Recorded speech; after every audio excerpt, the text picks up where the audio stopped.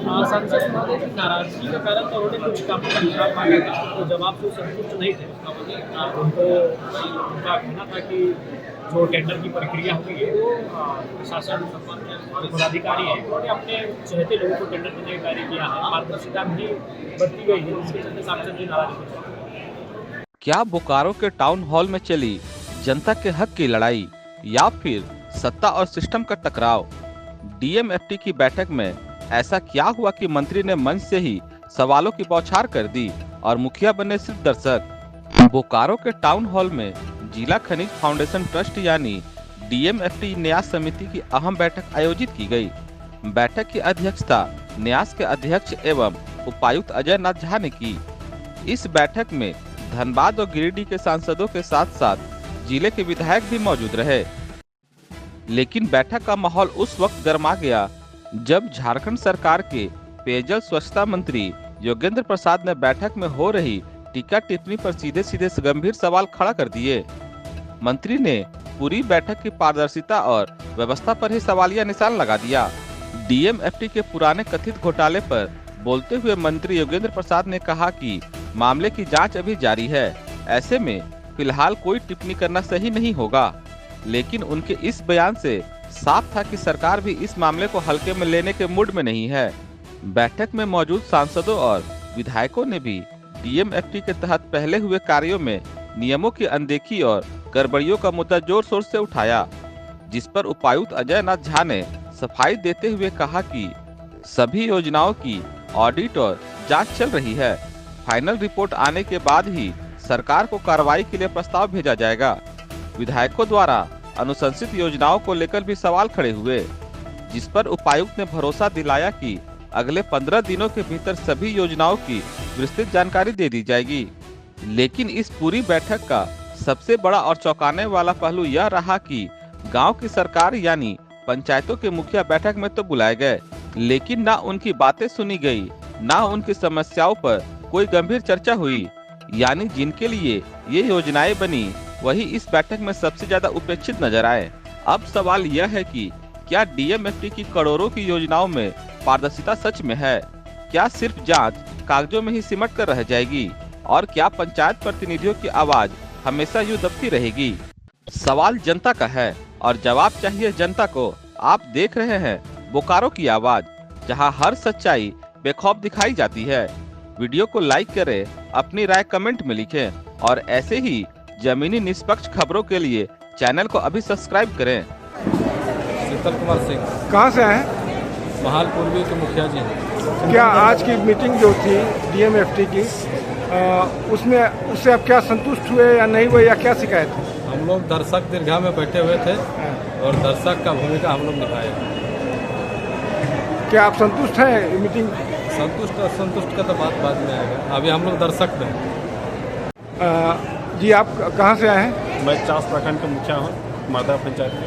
अच्छा, क्या आप आज ये जो डीएमएफटी की मीटिंग हुई इसमें क्या हुआ? आप संतुष्ट हुए नहीं हुए, क्या बात है? जैसे बड़े बड़े शीतलदा ने कहा कि हम लोग दर्शक दीर्घा में बैठे थे, उस प्रकार एक मुख्य दर्शक बन के हम लोग बैठे हुए थे, खाली सुन रहे थे। मुखियाओं को कुछ बोलने के लिए नहीं दिया गया है। जैसे यहाँ जनप्रतिनिधि लोग थे, राज्य सरकार केंद्र सरकार के जनप्रतिनिधि करते हैं, वो लोग बोले और बाकी मुखियागण को नहीं बोलने के लिए दिया गया। हम लोग बोलने का प्रयास किए, तब तक सभा की समाप्ति हो गई। इस बैठक से हम लोग कहते ही कोई मुखिया संतुष्ट नहीं है। काम जब ऑडिट का मीटिंग बना गया, कुछ आपके के सम्मानित विभाग के माध्यम से जो जनप्रतिनिधियों को भी पूरे राज्य को पता चला कि कुछ मामले में योजनाओं में टेबल टेंडर का आशंका है, उन सारी चीज़ों पर बातचीत हुई। डीएमएफटी के जो अध्यक्ष होते हैं वो जिले के उपायुक्त उन्होंने आश्वासन दिया है कि जो भी खामियां बताई गई है उन पर कार्रवाई होगी। उसके बाद जो नई योजनाएं हैं उन नई योजनाओं का क्रियान्वयन किया जाएगा।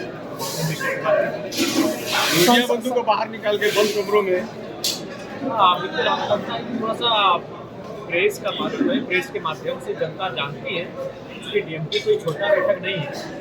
ये उस जिले का एक कल्याणकारी बैठक है जिसमें हम लोग तय करते हैं कि किन किन क्षेत्रों में कल्याणकारी योजनाओं को लेकर जाना है। मीडिया को बाहर रखे, इसलिए मेरा मानना है कि उसमें मीडिया की भूमिका होनी चाहिए और ताकि जनता को पता चले, घर में बैठे बोकारो जिला के लोगों को पता चले DMFT की बैठक में हमारी पंचायत के लिए, हमारे गांव के लिए कौन सी योजनाओं पर हमारे माननीय या फिर हमारे क्षेत्र के जनप्रतिनिधि उन पर चर्चा कर रहे हैं। मीडिया की भूमिका होनी चाहिए। सांसद महोदय नाराज होकर चले गए, आखिर क्यों?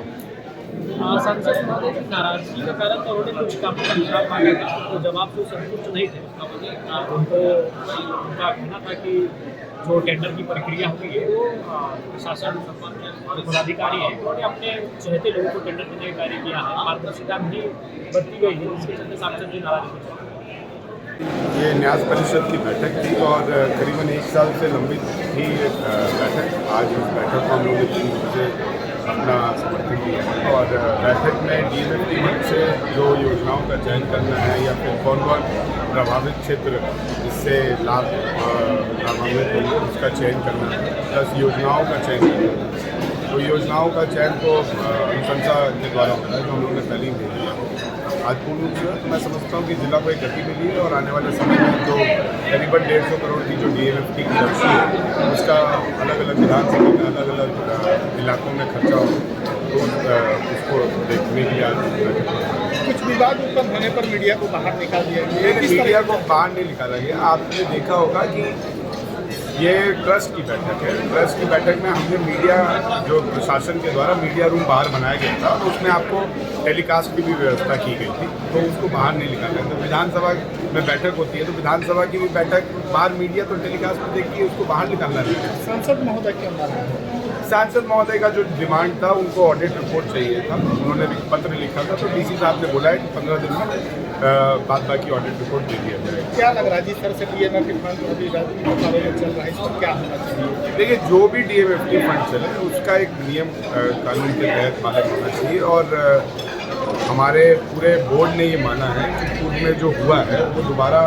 रिपीट ना हो और जो हुआ है उसकी जांच भी ACB के भी माध्यम से राज्य सरकार करा रही है, कोर्ट में भी इसका केस चल रहा है और जिला प्रशासन अपने स्तर पर भी इसका जांच कर रहा है, क्योंकि जिला ही प्रशासन को आगे रिपोर्ट सबमिट करना है कोर्ट में, तो वो पूरा कार्रवाई की जा रही है। जो मामला कोर्ट में है तो मैं समझता नहीं हूँ कि कोई दोषी को बचाने की बात होती है। आज आप नाराज दिख रहे थे। नाराज व्यक्ति विशेष पर नहीं था, नाराजगी सिस्टम पर था। अगर कोई गलत तरीके से किसी बिंदु पर सवाल उठाता तो उस सिस्टम पर नाराजगी था कि सीधे सीधे किसी पर आरोप प्रत्यारोप लगाने से बेहतर होगा कि पहले साक्ष्य जुटा करके चीज़ों को जांच करा लें, तत्पश्चात कोई निर्णय और आगे बढ़े। साक्ष्य नहीं था जिस तरह का? नहीं, जिस तरह से देखिए, चूँकि व्यक्तिगत विशेष और व्यक्तिगत कार्यों पर टिक्का टिप्पणी करने से बेहतर है कि साक्ष्य समेत उस विषयों को लाएं और सदन और हमारी सरकार और खास करके हमारा प्रशासन, चाहे वो जिला प्रशासन हो, निश्चित तौर पर उस पर कड़ी से कड़ी कार्रवाई करेगी। DMFT में ऐसा कहा जा रहा है कि जिन क्षेत्र के विधायक हैं उनको सूचना नहीं दी जाती है। ऐसा नहीं है, ऐसी कोई सूचना प्राप्त नहीं है। अगर इस तरह की आपके कोई सूचना प्राप्त है तो निश्चित तौर पर उसको दूर किया जाएगा। हमने कहा कि कई मुखियाओं को सूचना हो सकता है, सूचना तंत्र जिनको दिया गया उनकी लापरवाही से उनको सूचना नहीं मिल पाया हो, लेकिन आइंदे सुनिश्चित होगा कि जो भी पोषक क्षेत्र के जनप्रतिनिधि हों, चाहे वो मुखिया हों, चाहे विधायक हों, चाहे सांसद हों, निश्चित तौर पर उसको सुनिश्चित किया जाए कि उनको सूचना दिया जाए।